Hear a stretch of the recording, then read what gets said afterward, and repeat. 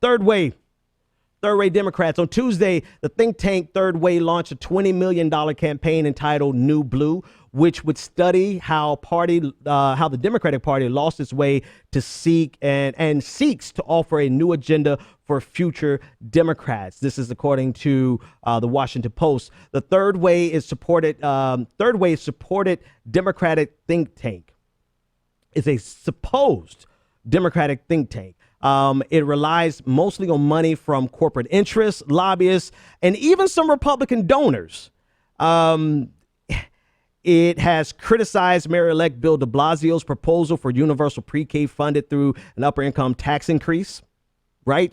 They've shown clearly that they are trying to move away from creating a stronger safety net.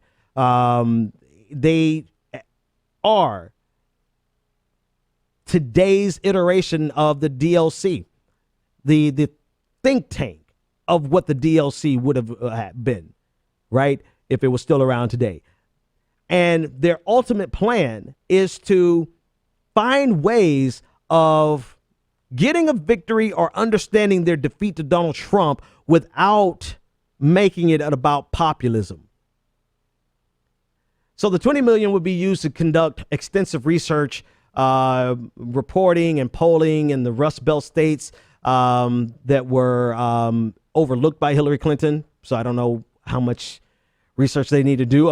Anyway, they plan to launch a deep dive into blue to red districts that were one time they were blue for Obama and now red for Donald Trump.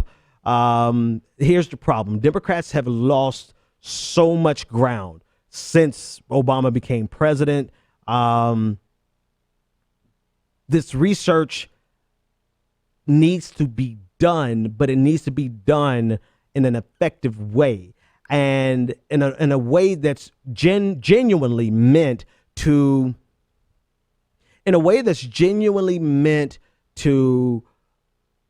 find a path to victory. They're not looking for a path to victory. What they're looking for is a path to staying in power without having to give any credence to the progressive populist movement. That's what this $20 million is for. And so ultimately, they're just going to burn it, right? They're going to burn through it, and somebody's going to get rich off of it. Some people are going to get some jobs, but ultimately, they're going to come to the same conclusion that they have right now, that the only problem with the Democratic Party is the progressive movement bothering them, or the Russians. All right, so we'll talk a little bit more about that as we go along. This is not the last we're going to hear about this, but this is how it works, right? You get large donors to, and I said this. I said a lot of people thought that the rise of Donald Trump was going to be devastating to the Democratic Party.